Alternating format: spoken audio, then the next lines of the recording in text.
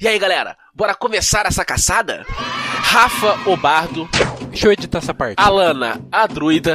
É Hunter o quê? Bill, o monge. Tacape na mão, carne na brasa, perna forte, soco nos cornos, vai lá. Sarsara, a cavaleira.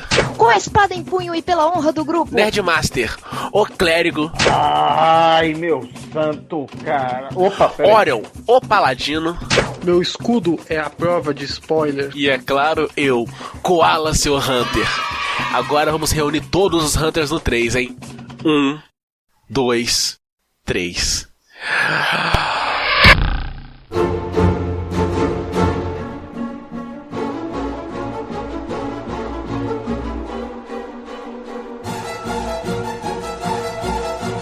Vocês lembram de histórias de terror em suas vidas? Agora a pergunta faz sentido. Ah, foi só o Wallace. O Wallace não tá na gravação que faz sentido a pergunta, né? Nossa, só o Wallace não está aqui. Tantas coisas boas estão acontecendo. Quem aí que percebeu? Nos outros, todos eu saio de fininho no meio do cast. Eu não tô nem prestando atenção. Geralmente eu tô jogando e gravando. Essa é a revolução do Mario hoje. Ô, Mario, eu quero que inclusive você comece, então, nessa sua revolução aí durante o podcast. Nos agracie com uma história de terror, você tem? Ai, meu Deus, eu tenho uma história de terror. A primeira vez que eu vi fantasma. Quando que foi isso aí? Quando era criança. Quando você é criança, você vê muitas coisas, muitos fantasmas, demônios, velhas peladas, né?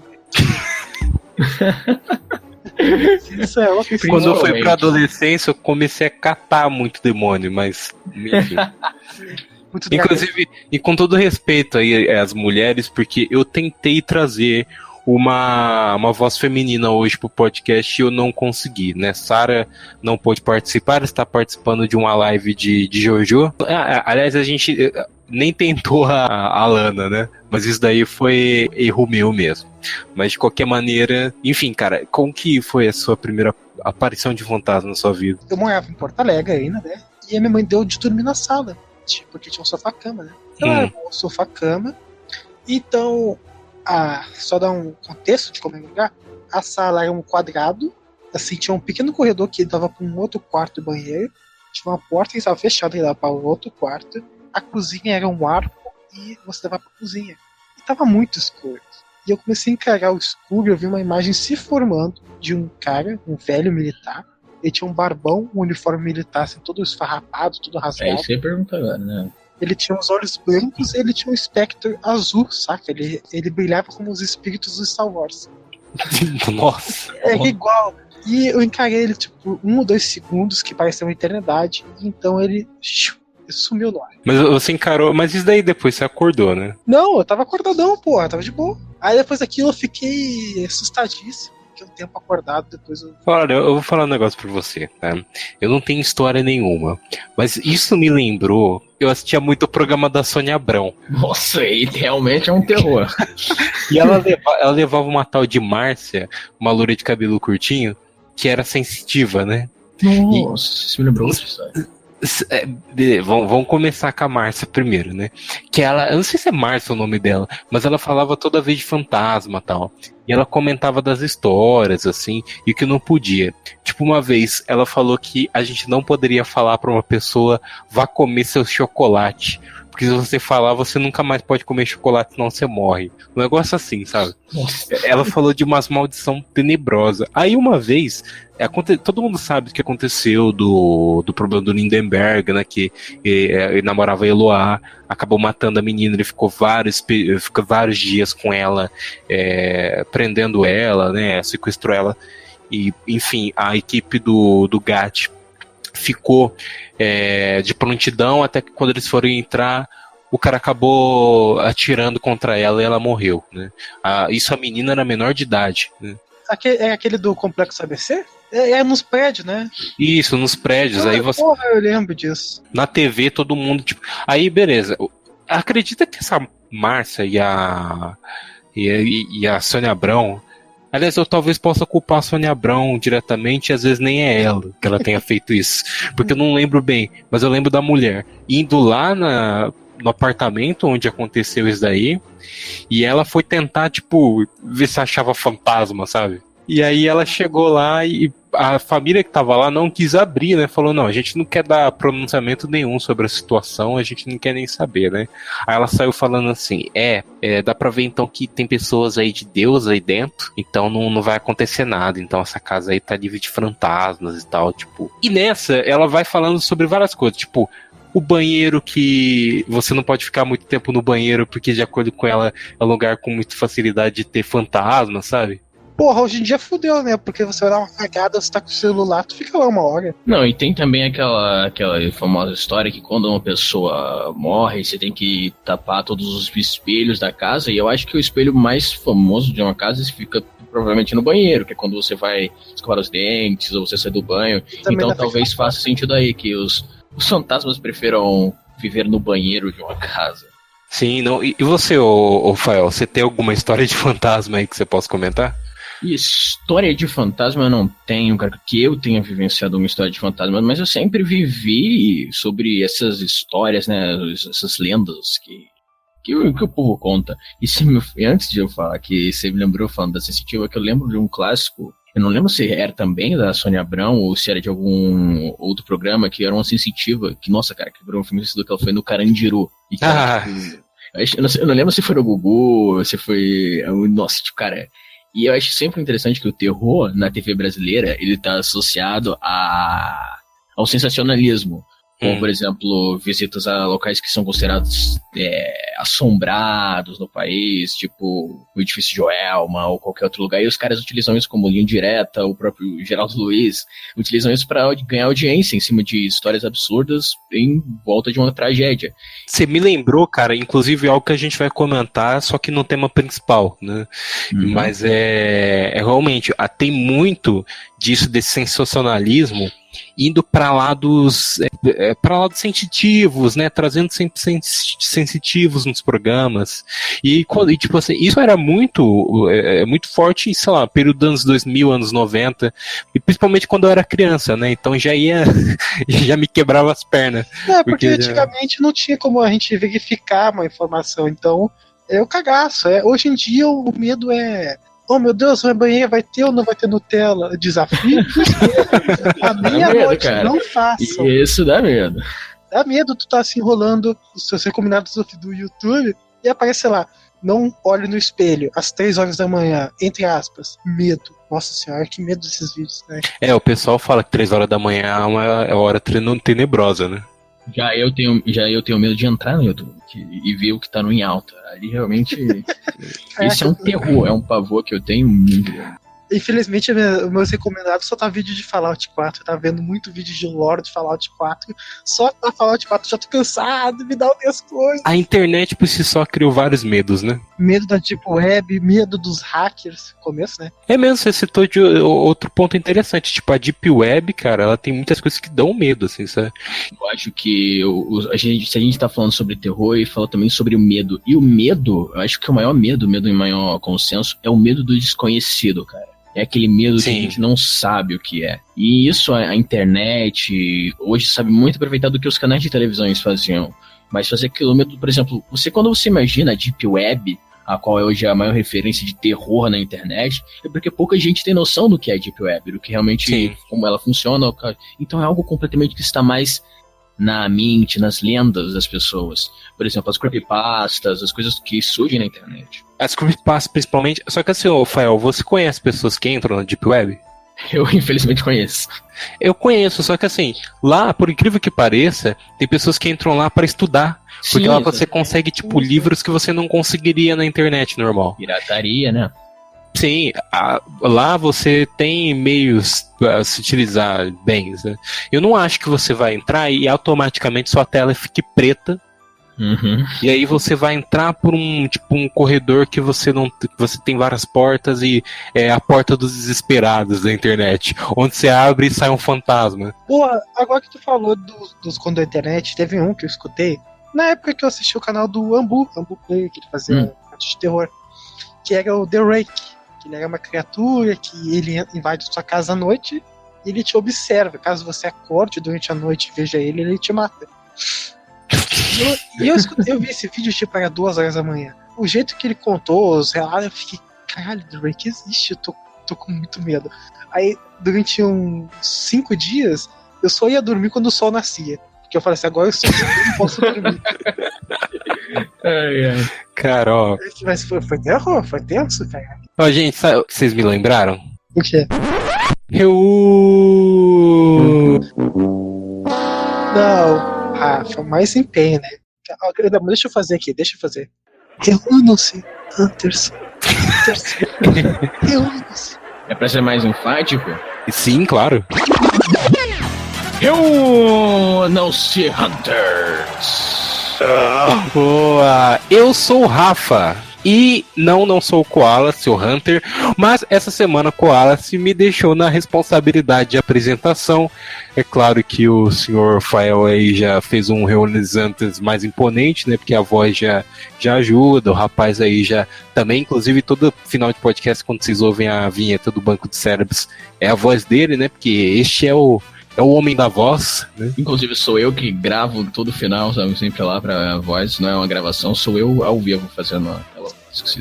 Na verdade ele participa de toda a gravação, né? No final ele vai, só fala esse podcast editado por Banco de Cérebros.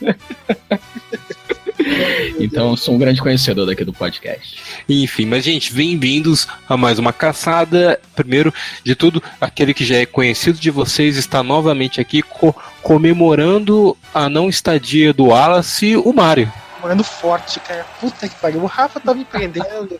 Ele tá assim, não, o Wallace falou, faz desse jeito. Eu falo, não, gente, vamos renovar esse programa. Puta que pariu.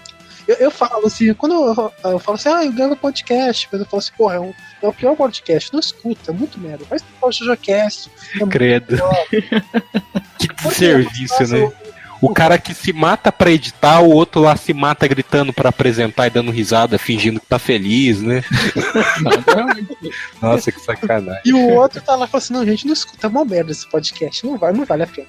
Não, que isso. Foi o cara fazendo uma contra-propaganda aí. Estamos aqui também com ele já chegou a se apresentar antes, mas eu vou falar novamente, o homem da voz, Fael.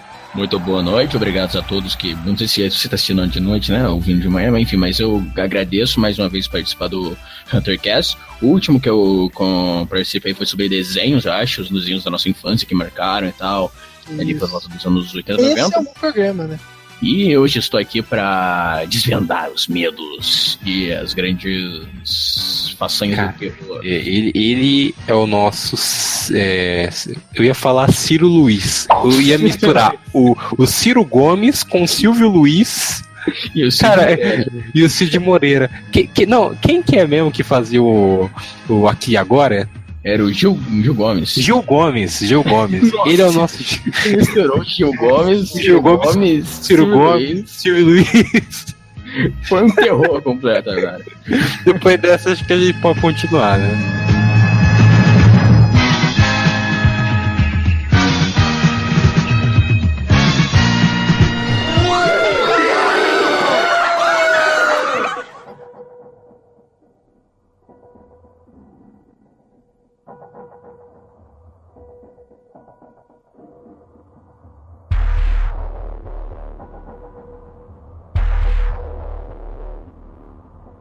Bom, eu vou dar prosseguimento a um assunto que lá na abertura o Fael tinha comentado, né? Ele meio que passou por cima e ele me lembrou de algo, né? Ele falou sobre o sensacionalismo da TV com o terror, com coisas sensitivas e que... Legal. Exatamente, cara. Você me lembrou do Gugu quando ele fazia aquelas, lendas, lendas urbanas, exatamente. Só já é um terror na televisão, né? PCC falso, né, cara? Tinha que manter a população em ordem, né? Tinha que ter a população no caminho correto. Então, do melhor jeito é o medo, né? Inclusive, esse caso do PCC era realmente terror. Se você imaginar que o terror, hoje em dia a gente tem outro tipo de terror, né? Mas continua o que você tá falando. Exatamente, o terror verdadeiro, tá próximo a você. É muito mais fácil o PCC fazer algum atentado contra você do que algum fantasma, algo do tipo. O maior terror hoje, a coisa mais assustadora hoje é você estar andando na rua à noite. Você saiu da balada, saiu da faculdade, onde que seja, e você escuta um barulho. E você olha pra trás. 2 caras em cima de uma moto. Uma moto, é.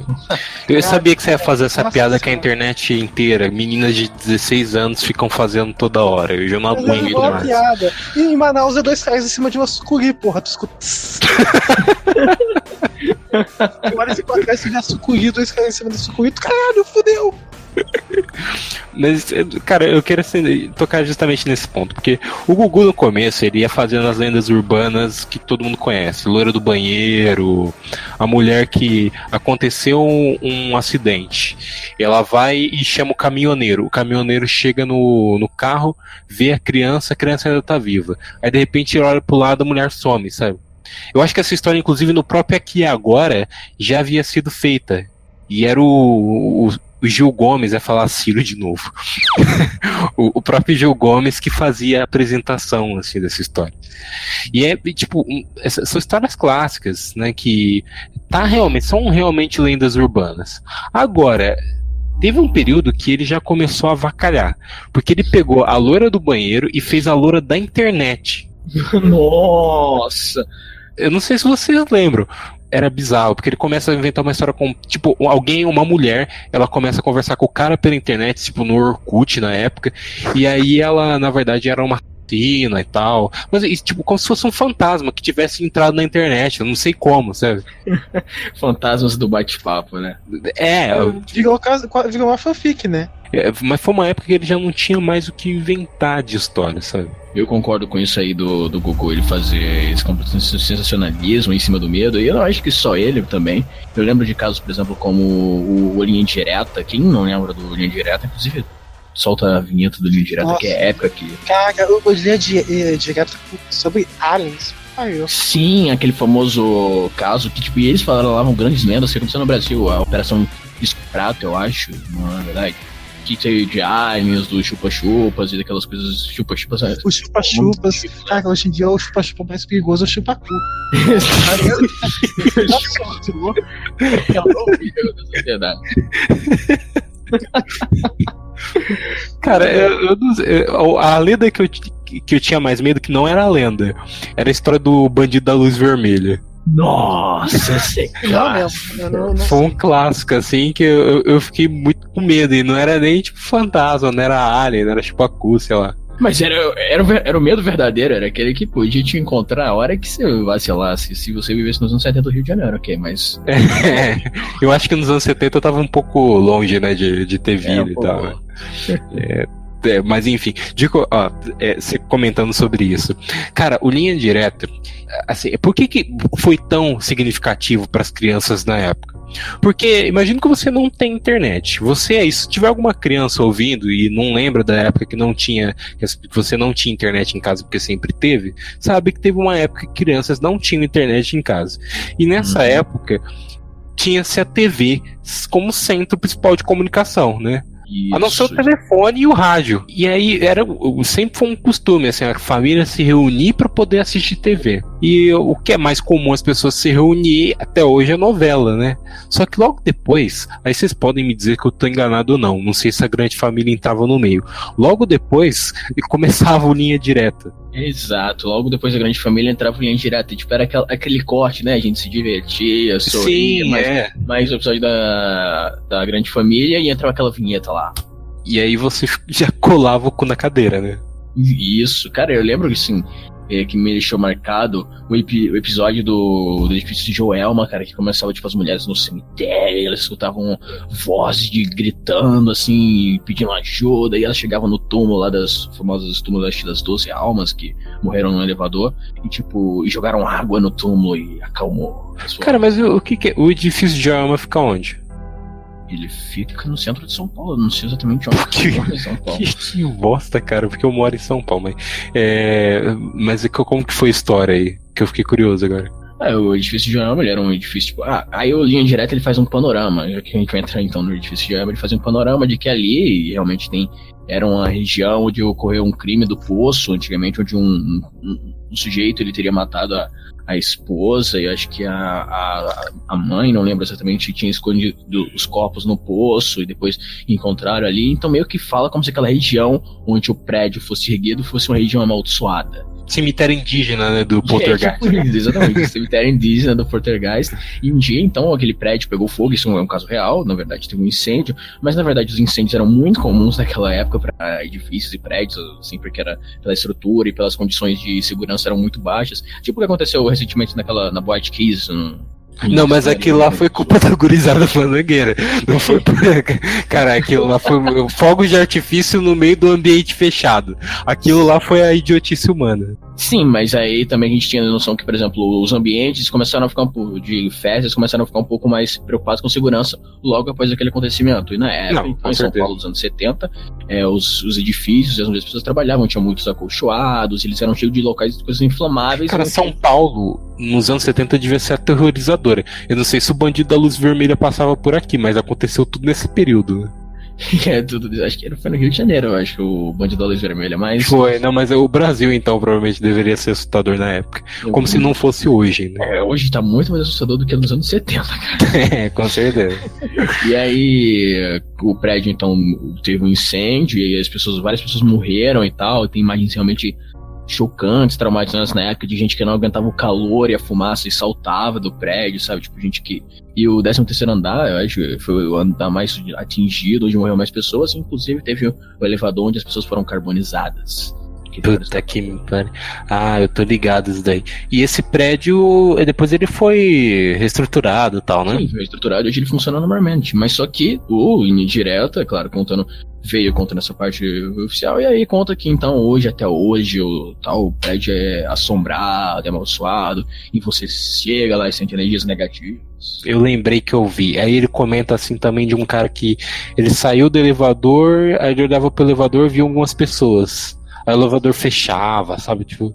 Inclusive, puxando nessa parte aqui, eu acho que os medos mais famosos que a gente tem são os de ver em fantasmas. Quando as pessoas falam em fantasmas, são de ver criança e velho. Os mais Tem um amigo meu que ele tem medo especificamente, ou pelo menos tinha quando era criança, de velhos fumando. Esse é terror mesmo, hein? Cara, tem uma edição do Banco de Cérebros, eu vou ver se eu faço publicação aí, coloco o link, em que ele fala sobre essa história. É uma edição sobre medo também que a gente fez.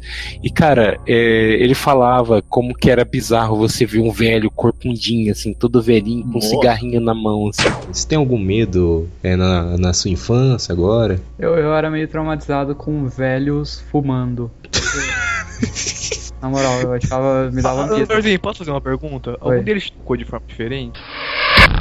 Aí eu falava, cara, eu até penso assim, sabe, que esses medos de velho e tal. Eu não sei se é porque um é o começo da vida e outro é o fim, sabe? Exato, era esse ponto que eu ia falar pra você. Justamente isso, cientificamente, eles falam justamente que isso, que a gente associa o velho à morte, sabe? A gente associa o velho à morte porque ele é o ser que tem mais sabedoria, que ele viveu mais. Então, por exemplo, a gente imagina o seguinte: se a gente está, por exemplo, vamos supor que nós aqui chegamos numa casa onde ela é mal assombrada. Geralmente as pessoas que morreram naquela casa morreram, então, velhos, né? Sim. Então, o mais comum que seria um fantasma seria um fantasma velho, então, porque está associado à morte e tal, ali. E isso cria naquele subconsciente um medo. E a criança também é mais ou menos isso. É a inocência, sabe?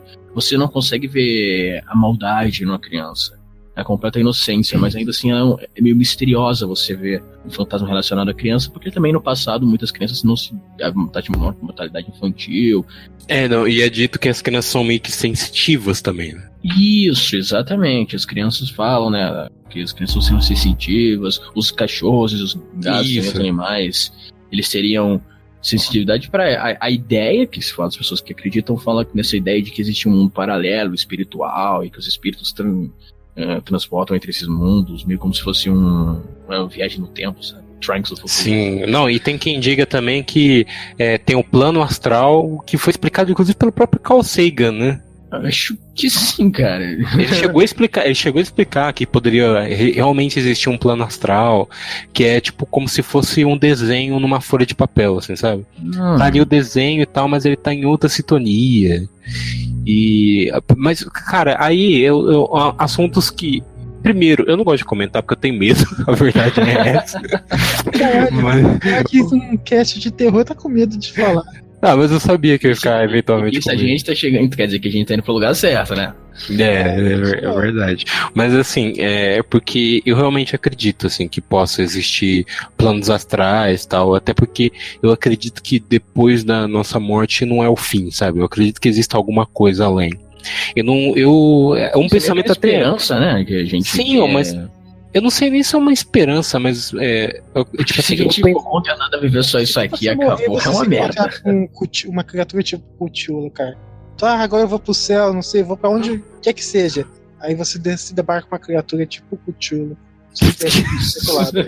Não, mas aí, Rafael, você falou assim, a gente viver daqui só é uma merda. Na verdade, não, a morte é justamente pra isso, pra gente entender que a gente tem que viver, né? Que a gente tem que construir alguma coisa em vida, que a Sim, gente claro. tem que realmente. Mas eu tô falando sobre. Eu acho que existe. É um pensamento um pouco agnóstico que eu tenho, né?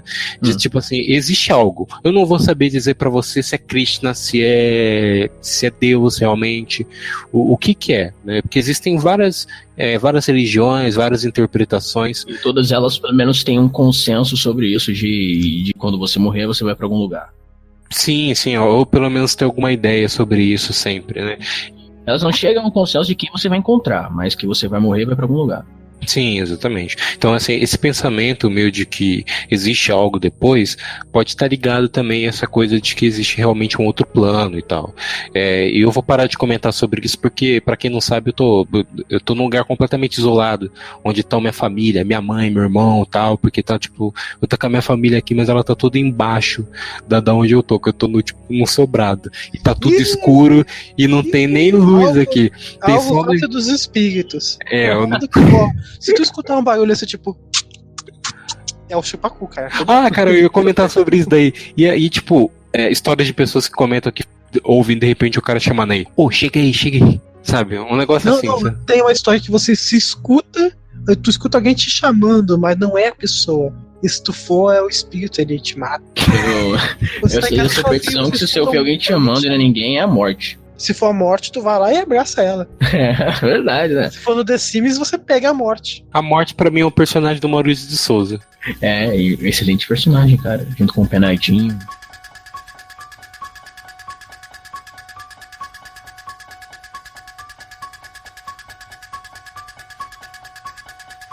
Na abertura a gente chegou a comentar sobre o terror na internet, né? A Deep Web. A Deep Web, ela rende várias histórias bizarras, né?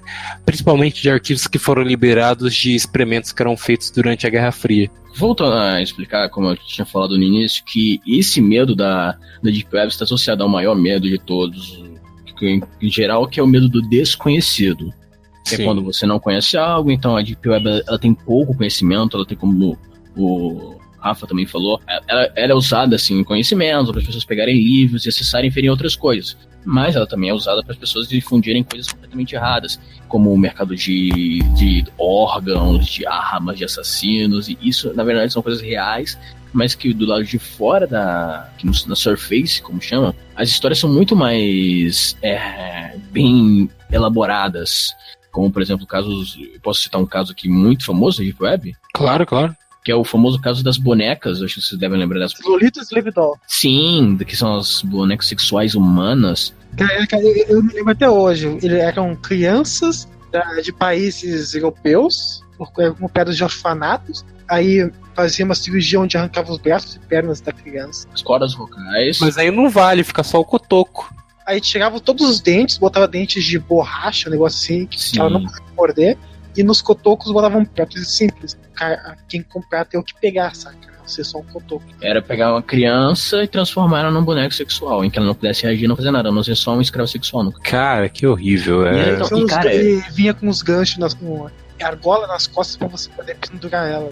Sim, vinha com instrumentos sexuais. E, cara, obviamente, isso na época gerou uma investigação do FBI e tal, nos Estados Unidos, que ainda foi atrás, mas obviamente isso não passava de uma lenda na internet, obviamente, mas porém, cara, ela foi tão bem construída, o texto, se você procurar, você vai encontrar o texto na internet, tipo, ele é gigante, ele tem detalhes, ele fala sobre preços, ele fala sobre acessórios com que ela vinha, e fala como modos de cuidar, por exemplo, você cuida dela da tal forma e tal, porque ela tem que alimentar, ela tem necessidades, cara. é algo doentio você ler o texto, porque você percebe, nossa, cara, isso, você chega a imaginar que é real e você se revolta, velho. Mas é uma coisa que a gente não vai ter acesso. O pessoal mais assim informado fala que, claro, que seria meio que impossível, porque no processo todo em que eles falavam sobre remover e tal, teria, por exemplo, principalmente com crianças, a criança ia morrer, não ia sobreviver em todos os processos que eles causavam ali. Não, assim, eu ia até citar um exemplo, porque eu posso até deixar um link aí de um vídeo do canal Mundo Bizarro, né, no YouTube, e ele faz vários compilados, assim, sobre tudo, sabe, não só sobre bizarrices, né? Ele fala sobre reality show, histórias bizarras como de experimentos, e ele fala sobre um doutor que chegou a pegar a cabeça de um cachorro e ele queria ligar só a cabeça, né? Deixar só ela viva durante um bom tempo. E ele conseguiu, assim, sabe? Algumas horas ele conseguiu fazer o cachorro até beber água, sabe? Quando você falou de reality show, eu realmente vi alguma coisa, não é bem a ver, mas na Rússia tem um reality onde seria uma coisa meio Battleground, saca? A gente tem hoje em dia um Battle Royale, onde pessoas iam sobreviver no norte da Rússia. As pessoas têm que pagar 25 mil para se cadastrar. Aí as pessoas que se candidataram a todas tutores de testes de sobrevivência, saca? Os caras survivors. E você tem que sobreviver o máximo de tempo na região norte da Rússia. E você poderia fazer tudo, saca? Você poderia matar os outros competidores. O campeão ganha uma bolada de dinheiro. Só que se você matasse, fizesse qualquer crime lá, você ia responder isso depois que saísse do reality. Mas durante o reality valia tudo. A outra coisa que me lembrou também da Deep Web e tal, dessas ideias bizarras, o Centopeia Humana, ele é meio que inspirado, acho que numa história mesmo da... Uma creepypasta. Eu falo só uma coisa, quando eu escuto o nome creepypasta, cara, eu não levo a sério. Oh, meu Deus, creepypasta, porque...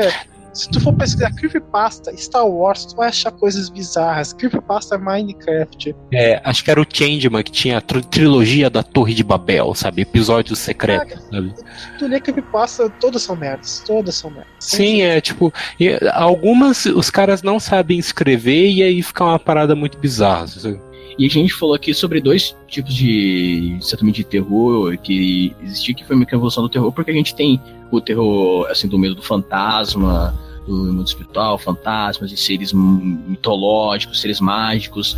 Enquanto hoje em dia também, depois da pessoa surgiu o medo mais no mundo real, como a gente tá falando, no caso do Centopeia Humana e das bonecas, que são os medos de experiências, que a gente viu muito na Deep Web, como você falou. Experiências que deram errado da Guerra Fria, ou experiências nazistas. O medo mais do humano, saca? Sim, isso, é o medo do humano. Porque a humanidade chegou a um ponto de que a gente passou a pensar, não, nossa maior ameaça somos nós mesmos.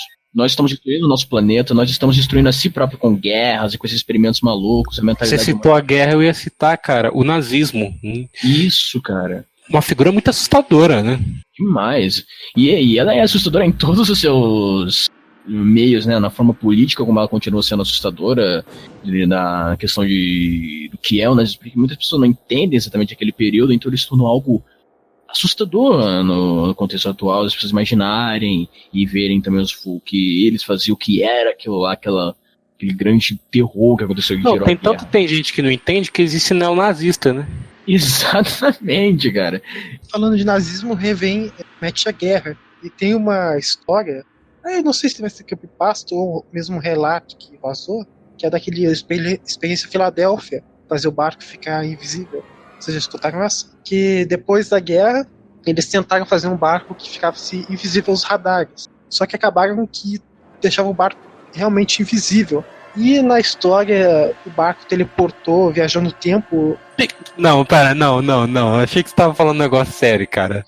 Não é possível. Não, tem relato que talvez o barco tenha viajado no tempo e voltado. Só que o negócio, quando ele voltou, muitas pessoas ficaram malucas e outras foram encontradas misturadas junto com o aço, saca? Elas foram encontradas dentro do barco. Tipo, você olhava pra parede do barco ali, do casco, e tinha um braço. Mas por quê? Porque o barco ficou intangível? Não, a história é bem legal. Só que eu não tô sabendo contar. Não, mas é isso, o barco ficou com uma fumaça esverdeada, ficou invisível. Tem gente que fala que ele teleportou, ele foi pro futuro e voltou, mas Não futuro muito distante, futuro tipo 2 anos. Ah, tá. Entendi. Na hora do teletransporte, ele tava no meio da pessoa, assim, cortou a pessoa no meio, assim, sabe? Ela fundiu a pessoa. E outra história também dessa é dos Foo Fighters. Foo Fighters? Da banda? É, isso que Não, mas o nome é baseado, que eram umas bolas de luz que ficavam seguindo os bombardeiros ingleses e eles mexiam com os instrumentos, não chegavam a atrapalhar. Os soldados relatavam isso. Ficavam as bolas de luz, ficavam seguindo os aviões e mexiam com os instrumentos, saca? Deixava a bússola louca. E era controlado pelo Dave Grohl. Não, porque essas lendas, cara, essas lendas absurdas aí já não vai pro meu medo, assim, sabe? Eu fico pensando, não, para. Quem está aí?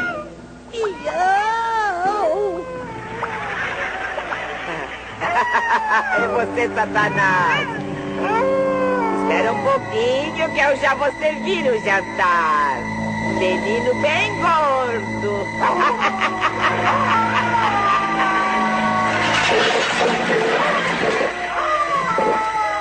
Quem está aí? Outro gato.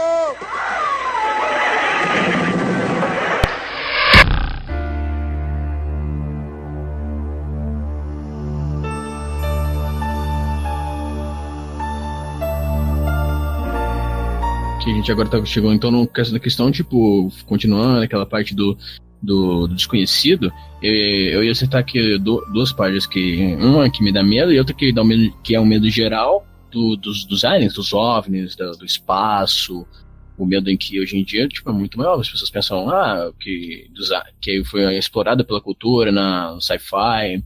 A ufologia, né, já? É a ufologia. Chega uma nave espacial na Terra e aí você não conhece que está fora da Terra observando, e a gente imagina que eles têm uma tecnologia maior, que eles podem fazer isso, e que certas obras, algumas pessoas acreditam que sejam fruto dos aliens. Aí tá aí quem gosta daquele maluquice do History Channel. Sim, não. E tem várias histórias. O ET de Varginha, né? A mais conhecida aqui no Brasil. Aqui no Brasil a gente lembra bastante. O caso da Operação Prato também. Ah, me conta dessa operação aí que tava até no Linha Direta, né? Exato, foi uma operação que aconteceu aqui no Brasil. Em pelo que eu me lembro, numa região do norte do Brasil, afastado, onde tem poucas pessoas, começou a surgir pessoas que estavam dizem que elas tinham luzes no meio da mata e tal, na escuridão, e essas luzes meio que sugavam o sangue delas, sabe? Meio que puxavam o sangue das pessoas. E aí as pessoas começaram a parecer doentes e tal. Eu lembro disso, a pessoa parecia com uma marca, tipo uma agulhada. Sim, umas marcas assim, e aí começou a ter avistamento dessas luzes e tal. E aí o exército brasileiro, ele foi lá, então, fazer a tal operação. Eu lembro muito pouco, eu peço até perdão aqui, talvez eu tenha que procurar para fazer isso aqui melhor, mas eu lembro que o exército ele foi fazer, então, a investigação e, pelo que eu me lembro, resultou que essa operação não foi resolvida.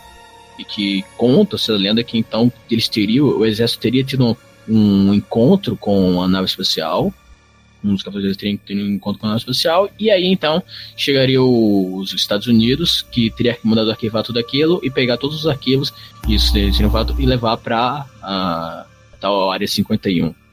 O caso do ET de Varginha, a ufologia internacional é tipo um dos mais bem documentados, sabe? Não bem documentado, mas um dos maiores casos, e a gente aqui leva com brincadeira, mas lá fora o pessoal leva a sério, porque teve muito não, mas aí qual que é a história do ET de Varginha? Surgiu o ET aqui no Brasil mesmo? Então, aí a história de que eu lembro que foram 12 estudantes que teriam visto uma criatura, e aí teriam mais relatos dessa tal criatura que foi vista em um lugar ali próximo, e esse lugar teria sido próximo da base aérea da aeronáutica aqui, então meio que criou-se Nesse caso acho que foi um bombeiro que morreu. Ele foi enterrado num caixão de metal selado, saca? E nem a família pôde ver o corpo dele. Essa história é realmente macabra. Eu acho que assim como obviamente o espaço é maior, mas que durante muito tempo a gente tem que imaginar aquela questão. Para imaginar o medo, entender o medo e a evolução do medo e o terror, a gente tem que imaginar a mentalidade humana e a questão do medo do desconhecido. Hoje, que sempre na questão explorativa. Há muito tempo atrás, por exemplo, o maior medo que o ser humano tinha era em relação ao mar. Que no caso, são os meus maiores medos, são em relação ao mar, ao oceano. E o oceano, ele, justamente até hoje, ainda assim, ele ele é envolto de mistérios, porque ele é muito pouco explorado. A gente, tipo, ele cobre, mas é muito pouco explorado, e a gente não sabe o que tem nas profundezas do oceano. E aí vários autores, a gente até pode citar, a gente depois no bloco final do podcast a gente cita sobre obras famosas de terror e tal, e autores, mas aqui exploraram bastante sobre o oceano, assim como exploraram bastante sobre o espaço, e são coisas que sempre isso, relacionado ao medo do desconhecido, que você pode ver aí que é sempre isso. O oceano é muito desconhecido, né? O pessoal não explorou, assim, todo ele. É engraçado, né? A gente tem medo de muitas coisas, assim. O desconhecido do espaço, o desconhecido do oceano, né? Medo de levar fora de mina também, né? Que você não é o desconhecido, pô. Você fica brincando aí, mas é verdade, né? Antigamente, nos anos 80, tinha muitas lendas, né? Assim como a da música da Xuxa ao contrário, que aí falava sobre o Exu e não sei o quê. Cara, tinha uma que eu vivenciei. Não nos anos 80, que eu não era nascido, né? Mas eu tive um boneco do Fofão, que era o mítico boneco do Fofão, que tinha uma adaga dentro dele. Punhal negro. Um punhal negro. Se você tocasse... Não, de acordo com a Rede TV, isso foi o TV Fama que falou, não sei se é verdade. Se você tocasse nele, dava 7 anos de azar, um negócio assim, sabe? Já viu o vídeo de a gente abrindo o boneco? Já um cara abriu o boneco, né, e mostrou que era só um encaixe. Um negócio de borracha, plug ali que segura o corpo. Eu lembro que eu tinha um boneco, e aí no TV Fama mesmo, não sei por que o TV Fama foi fazer uma uma matéria sobre lendas urbanas. Caralho, não foi o TV Fama que apresentou o ET Bilu? Não, isso foi na Record. Sabe que esse cast também é ufologia, né? Sim, não, esquece, tá bem o UFOs mesmo, cara, tal. Na cidade onde eu morava, no interior, o pessoal falava que tinha um cara lá que ele era mudo, né, ele não falava. Aí falava que ele virava lobisomem à noite, sabe? Nossa. Aí... Mas era só pra zoar o cara, o coitado. Uma coisa que aí dos pontos interessantes, esse podcast tá maravilhoso.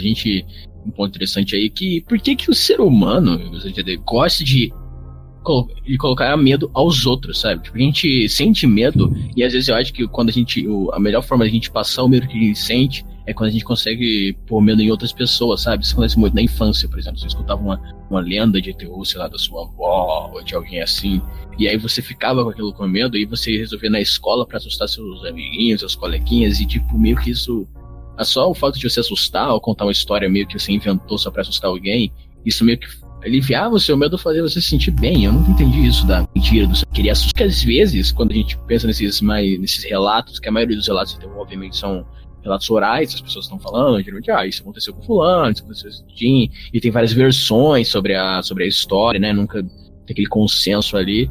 Então eu sempre busquei querer entender isso da paixão do ser humano em sentir medo e de causar medo. Mas aí é poder, assim, sabe? Aquele pensamento, assim, tipo, olha, eu amedrontei a pessoa, sabe? Sim. Me lembrou aquela história do que é famosa pra poder dar lição de moral nas crianças, aquela história do menino e o lobo, sabe? Que ficou gritando, olha o lobo. É Pedro e Lobo, eu acho que é. Esse nunca falaram pra mim, não. É que é um outro tipo de moral mesmo, que fala sobre a mentira, sabe? Pra você não contar mentira, porque, por exemplo, tem um garoto que vigiava as ovelhas e tal, e ele ficava avisando pra população, olha o lobo, tipo, as pessoas iam lá, sabe, tipo, pra procurar onde é que tinha o lobo, e ninguém meio que acreditava, sabe, quando realmente veio o lobo, ninguém acreditou nele, que não conte mentiras, porque quando você estiver falando a verdade, as pessoas não vão confiar em você. Mas dentro daquela ali, eu falar só, tipo, o prazer do garoto se mijar de rir quando ele falava que estava vendo o lobo e as pessoas corriam pra poder ver, sabe? Cara, mas isso de criança, eu lembro de ter visto uma vez um vídeo que também foi exibido no programa da Sônia Abrão. Melhor ainda. É melhor ainda, que tipo, a mulher pegou e falou, não, agora a gente vai mostrar uns vídeos de fantasma aí pra você ver, e aí você nos diz o que tem um fantasma, né? A Sônia Abrão falou, beleza. Eles fizeram umas análises de fantasmas. Aí mostraram o vídeo de umas crianças jogando brincadeira do copo e de repente mostrava uma mão em CGI colocando o dedo no copo assim, mexendo, e, tipo, o nego gritando tipo, maluco, sabe? É o caso do alienígena sinais, né? Do Brasil encontrar um alienígena. Não, papai tá lá. Cara, e aí lembra o hotel citado pelo Mário, o ET Bilu, cara. É noite. No escuro, ouvimos o que seria a voz de Bilu. Sim, Bilu. Desligar o rádio. Tá, vou desligar. Sensacionalismo da TV quando você achava que não ia ter mais nenhuma, tipo, bizarrice, aparece a Record. Sempre Record, né? Cara, mas é muito bizarro, porque mostra o Paulo Henrique Amorim falando, né? À noite, Bilu aparece para conversar com a reportagem, um negócio assim. Então, Bilu, qual que é a mensagem que você tem pra humanidade? Bilu diz que quer dar um recado. Qual a sua mensagem para a Terra, Bilu? Apenas que você conhecimento. Cara, eu acho que, lembrando que essa época foi a época em que a Record tava desesperadamente tentando vencer a Globo, que ela fala que a meta era Record. 2009, 2010, fizeram Mutantes. Exato, que eles queriam fazer de tudo pra poder ser a número 1, mas não deu muito certo. A Record tá chegando ao 3º lugar. Aliás, já tá no 3º lugar, a gente tá chegando praticamente ao 4º, às vezes pede pra Band. Esses dias um cara foi no meu curso, né, pra quem não sabe, eu curso audiovisual. Aliás, ninguém sabia até agora eu comentar, né, mas enfim, não sei o que eu falei pra quem não sabe. E aí um cara, ele trabalhou em algumas emissoras, e ele falou, no futuro eu acho que você não vai ter, essas emissoras elas não vão acabar, tipo o Globo, tudo é impossível acabar, mas você vai ter uma adaptação, né, as pessoas estão migrando pra internet, com certeza isso vai acontecer. Aí ele citou as emissoras que ele achava que não ia acabar, aí ele começou citando pela Band.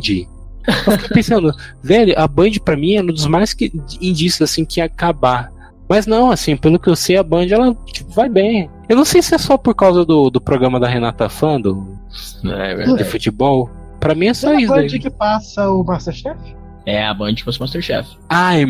Mesmo, cara. Eles têm uma grande ferramenta, né?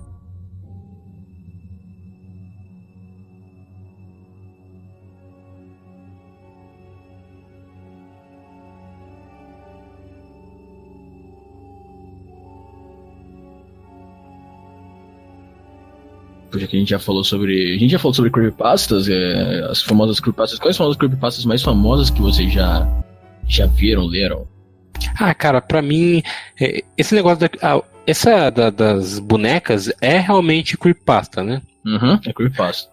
Porque, cara, eu trabalhava num call center que tinha uma mina muito chata que ela ficava toda hora falando, na Deep Web tem as bonecas e tal, e ela ficava contando toda hora essa história. Então, tipo, a mais famosa acaba sendo essa. Deve ser muito chata, meu. A pessoa ficou o dia inteiro falando essa história.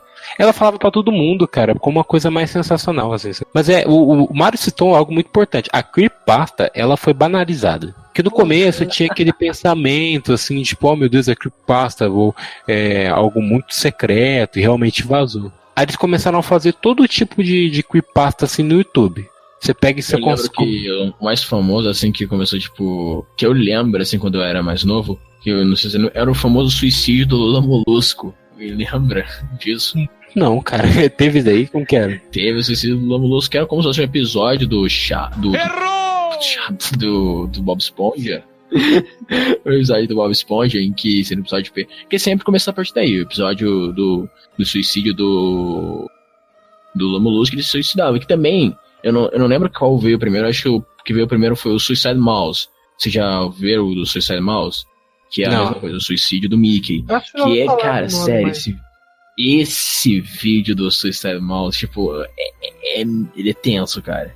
Ele é tenso porque é aquela animação antiga do Mickey, tipo, em preto e branco, e tá o Mickey andando assim, cabisbaixo, meio triste, tipo, preto e branco e um piano terrível, assim, ficam mostrando as imagens, cara, sério. Procurei, inclusive, bota nos links. Aliás, uma coisa que você citou, cara, filmagem antiga, muito antiga, tipo, anos 20, por exemplo. Eu tava assistindo Metrópolis, e, cara, o Metrópolis, ele me dava medo, assim, porque tem a mulher, né, que... o cientista ele vai e faz um robô pra se passar pela mulher, e aí tem uma cena que ela tá dançando e girando e tal, e dá tipo bastante medo, né? E pelo menos me deu quando eu assisti, e na época eu tinha 17 anos, sabe? Tem um filme que pornô que era Laranja Mecânica também, o Negócio Mecânico. Não, era fazendo referência à Laranja Mecânica, não tinha o mesmo título que o filme do Kubrick, gente, não, eu errei. Mas é tipo as minas mijando assim na piscina. Pra mim, cara, um que eu nunca vi e eu tenho muito, tipo assim, um receio de ver é Exorcista. E, pô, é muito ruim, porque pra quem é cinéfilo, né, o cara, tipo, não vê O Exorcista. E é uma das maiores obras da história do cinema, assim. E citações, assim, você vê sempre, né? E é algo bizarro, né? Eu tava falando aqui. Eu tinha mutado e esqueci de desmutar. Não, é porque isso é clássico. Se não tem o Wallace na gravação, tem que ter um idiota que vai fazer daí. Gente, mas ainda bem que eu não falei muito, só falei. Vocês tinham terminado de falar. Que eu falei que filme que eu, assim, que tem memória de ter medo é Tubarão. Acho que é um filme porque realmente o meu medo maior é de tubarões. Assim. Mas aí vai pro medo real, né? Que tipo assim. Isso é o que eu acho engraçado, porque muita gente falava assim, quando eu assisti, principalmente pessoas que na época eram crianças, né? Quando eu vi Tubarão eu fiquei com medo e tal. E eu nunca tinha visto Tubarão. Aí eu fui ver, numa época assim que eu falei, não, eu vou começar a assistir vários filmes clássicos do Spielberg que eu não vi ainda. Na época eu revi alguns Indiana Jones que eu já tinha visto, vi o primeiro que eu não tinha visto ainda, aí foi ET, enfim. Aí Tubarão, fui ver. Cara, não me deu medo, mas eu entendo por quê. Porque ele realmente, o cara manja muito bem, assim, de construir toda a figura do tubarão e tal. E aí, de repente, tem uma cena que o cara lá, tipo, tá jogando isso, um negocinho, e aparece o tubarão, de repente, cara, assustador. Então, realmente, dá pra, tipo, por mais que eu não tenha medo de tubarão na vida, assim, porque eu raramente vou num lugar onde tem... Eu não vou na praia, a verdade é essa. E eu moro em Recife, então... então faz sentido, né? Tá se mudando pro sul por causa disso, então, medo de tubarão? Por isso que eu tô me mudando pro medo de tubarão. Não, mas no mar, o meu maior medo é eu estar nadando e ter o submarino boiando. Porra, prefiro encontrar um tubarão do que o submarino. Eu acho mais fácil encontrar um tubarão. Não submarino de verdade que eu tô falando. Quem pegou, pegou. Uma badalhoca eu tô falando. Mas, ó, por mais que seja uma zoeira agora que você falou, você me lembrou de uma coisa. Eu fico sempre me perguntando, esses mergulhadores aí que vão atrás de, tipo, navios que naufragaram há muito tempo, tipo, quando o James Cameron foi filmar o Titanic, ele precisava fazer filmagem do Titanic mesmo, e ninguém nunca tinha feito, ele foi lá, o cara foi lá, filmou tudo, para poder ter referência, para poder construir o Titanic no filme dele, os sets. E aí, inclusive, ele lançou até um documentário que eu não vi ainda, mas um documentário com as filmagens, né? Porque ninguém tinha feito ainda as filmagens do Titanic, ninguém tinha voltado lá. Mas eu fico pensando nesses mergulhadores, esse pessoal aí que não tem medo de ir, sabe? Porque eu teria medo de, o navio tá naufragado e tal, a gente vai lá embaixo para poder ver um cenário de... Foi questão de... que morreu muita gente, sabe? Imagine como o cara não deve ficar, né? Foi um palco assim de uma... Tipo, muita gente morreu. Ao mesmo tempo que, por exemplo, eu comentei sobre o cara que foi no meu curso de audiovisual e ele trabalhou em algumas emissoras, né? Ele falou que trabalhou na Rede TV em programas com policiais que iam nas favelas, né? Na Rede TV é um terror, porque você não recebe salário. Diz ele que ele recebia bem até. No mínimo, né? Porque ele ia junto com os policiais no Rio de Janeiro, em favela, tudo, nas operações. E ele falou assim que ele tinha muito receio. Ele falou que teve um câmera dele que no dia pediu demissão porque a bala passou do lado deles, assim. Os caras não aguentam. Ele falou assim que tinha dias que eu, tava no meu quarto e de repente começava a chorar do nada. Que era um peso psicológico, assim, sobre a gente. Um medo real. Morar no Rio de Janeiro. Porra, só porque o Wallace não tá aí, né, cara? É verdade. Não, mas ele mora em outro lugar, né? Ele não mora no Rio de Janeiro. O Wallace, ele mora no... Barra Mansa, exatamente. Podia ser Fala Mansa, né?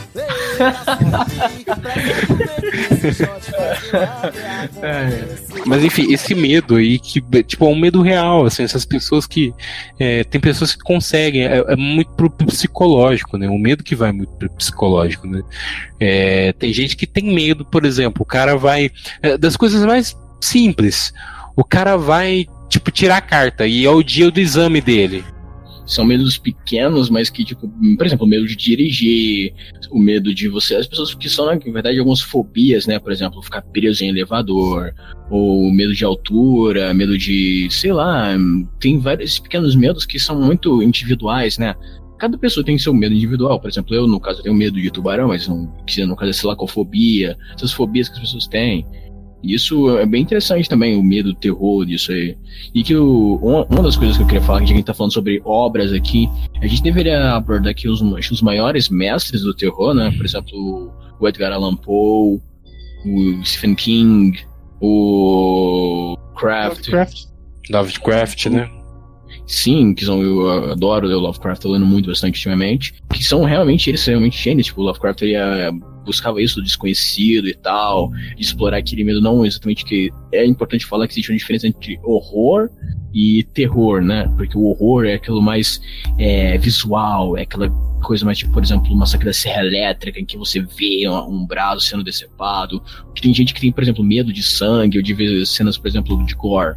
Que o Brasil é um dos países que mais consome gore também, a gente sabe, que tipo de acidente de carro, nos grupos... No dia a dia tamo aí, né?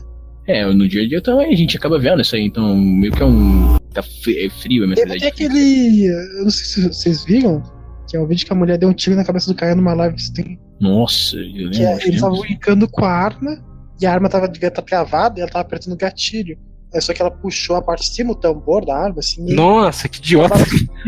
E deu um tiro na cabeça do Caio. O Caio viu a cabeça e tu vê o sangue da cabeça dele escorrendo pro braço e ele tomando aquele banho de sangue. Aquele vídeo também, o vídeo famoso do assassinato do Kennedy, em que as pessoas dão um close, sabe, pra poder ver pedaços do cérebro dele voando, assim, cara. Nossa, bizarro. Teve um político americano que ele tava sendo... entrevistado. Não, nem entrevistado. Ele tava sendo acusado de não sei, algum tipo de corrupção, né? Eu acho que era corrupção, não sei. E aí ele pegou e falou, não, ele leu uma carta, tipo, eu sou inocente e tal, tudo, e entregou cartas que teriam que ser para membros da família dele, ó, tipo, esse é pro meu filho, tal, entregou pros homens de confiança dele, pegou a arma e se matou no meio de todo mundo, sabe? Ao vivo. Acho que a gente poderia falar um pouco sobre o remake do It, né? Que é um filme que aí voltou que ele era dos anos 80, a gente lembra. Eu acho muito mais assustadora a versão antiga, porque... 1990, né? 1990, o Tim Curry... Cara, aí que tá, o Tim Curry, eu fui descobrir depois, é uma versão pra TV, na verdade, né? Que aí, tipo assim, tem uma... Eu comecei a assistir e eu falei, pô, será que é curto? Quando eu fui ver 3 horas de duração, eu falei, não! Caralho! Aí eu fui entender que eles fizeram em 2 partes, né, pra TV, e porque ele conta todo o livro, ele faz todo o período ali. Tipo, o novo filme, ele só foca só nas crianças, né, no período que eles eram crianças. E o próximo filme, que vai ser a parte 2, né, vai ser a parte focada na parte adulta, que eu acho que, ao que eu me lembro, era muito curto, tanto no livro como no filme do Tim Curry. A parte que eles eram adultos eram curtas, então não sei como eles vão fazer pra deixar ainda crescer, sabe, essa parte. Sim, eu não sei se é curto, porque ele já começa com eles adultos, né? Mas tipo, aí ele vai fazer o flashback, né? Faz o flashback, ele vai ter lembrando, e isso que seria, no caso, o livro vai desses flashbacks, de cada um se lembrando, eu não lembro, o livro eu não lembro exatamente, mas o filme do Jim Carrey era assim, eles tendo feito flashbacks, e aí eles vão... que é a primeira parte, praticamente. Sim, e aí ele é um ator, assim, sabe, ele é um autor referência, né, nessa parte de terror e tal, e aí você vai pro Iluminado também, que é um outro filme, assim, tenso, que é um puta clássico, o Kubrick regaça no filme, sabe, então e outra, tipo assim, aí você tem várias interpretações, tipo, tem a interpretação do livro, tem a interpretação de que tipo, o Jack, na verdade, ele ficou maluco pela situação, né, de estar ali no meio do gelo, isolado, e aí ele tem o problema dele de alcoolismo, e aí, tipo, isso tudo vai levando ele a querer matar a família, então, tipo assim, e o Stephen King, aí ele trabalha muito nos personagens, né, isso que é muito legal, porque ele começa, eu já li um pouco do Iluminado, não li por completo, né, mas tava vendo um trecho assim, e aí ele vai mostrando assim que tipo, o Jack ele tinha já machucado o filho dele, o Danny, e aí vai mostrando assim, sabe, que tem as histórias do alcoolismo dele, ele é professor, então vai ambientando toda a situação. E eu não cheguei nem nas partes bizarras do do livro, que o pessoal fala assim que tem partes que são tensas, né? Sim, verdade. E então você lembra do Lovecraft? Cara, falando do Lovecraft, eu comprei o compilado dos contos dele. Não, inclusive, tipo assim, que eu fico triste até pelo Del Toro, né? Agora não, mas durante muito tempo eu fiquei, porque ele tentou levar a adaptação nas Montanhas da Loucura no cinema e não estúdio quis, sabe? Ele ficou com muita dificuldade de produzir, ele acabou não conseguindo. Agora, oscarizado, eu acho que ele vai ter mais chances de produzir isso, mas durante muito tempo ele quis fazer essa adaptação do Lovecraft. Eu não sei se na Montanhas da Loucura é o que tem o Cthulhu. Não, Cthulhu acho que é no chamado de Cthulhu, mas ele é como se fosse todos os contos dele ocorrem no mesmo mundo, ou seja, a mesma mitologia ali, então tá presente o Cthulhu na mitologia. Sim. Não, e o Cthulhu é um personagem que a única referência que eu tenho é a aparição dele no South Park. Você vê como que...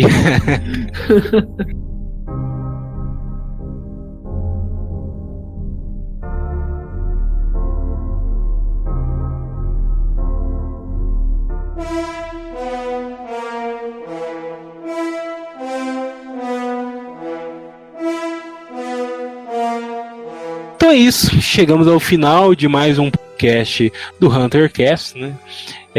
O primeiro, gostaria de agradecer a participação aí do nosso menino da voz, o Fael. Fael, você tem alguma divulgação ou alguma coisa para comentar? Obrigado, quero agradecer mais uma vez por ter me convidado para participar desse podcast, que a gente possa repetir sempre. Quero também que você me convide para obedecer, eu já não tô... Não, o BDC voltou aí com podcasts, né? Me convide. Não, claro, tá todo mundo aqui do HunterCast convidado. Até o Wallace. Mas eu preciso que o Wallace responda ao vivo se ele vai participar, senão ele não participa. O Wallace, vai participar?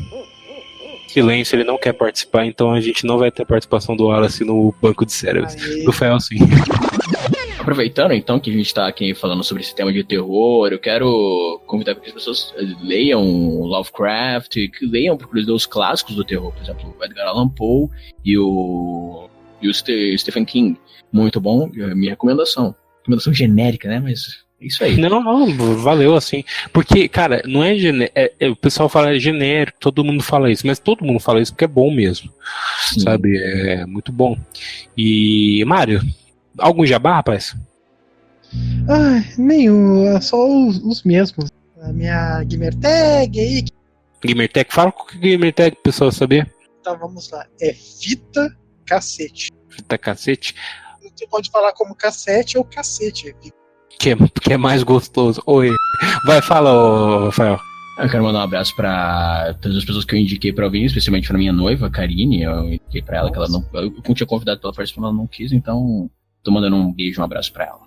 Com certeza. Tá certo. Não, tá convidado aí pra. Um abraço também aqui pros meus filhos, meus 4 filhinhos, estão aqui em casa. Bem de saúde. Todos gatos, né? Só pra contextualizar, o Mário não tem 4 filhos. Gente. Inclusive eu queria dar um recado pro Wallace, né? Wallace, uma vez a gente cobre pra você poder ir no motel atrás das suas negas. Agora, na próxima vez eu vou exigir um pagamento maior, tá? Bom, o meu jabá seria as edições do Banco de Cérebros, o projeto Banco de Cérebros da Agência de Comunicação. Lá tem um blog, né, no bancodecerebros.com.br, você vai conseguir achar o blog, que tem as publicações, alguns artigos que eu faço, que o Zorzinho faz também, é uma marca conjunta, né, e eu sou editor desse podcast. Se você gostou do HunterCast como podcast, quiser me contratar para edições, pode me chamar nos contatos, que além de serem deixados aqui no post, eles vão estar lá no próprio bancodecerebros.com.br, né? Então, é isso. Eu agradeço a todos que ouviram até agora, mas desde agora já agradeço aí por vocês estarem acompanhando. Gente, falou! Falou, pessoal, até a próxima.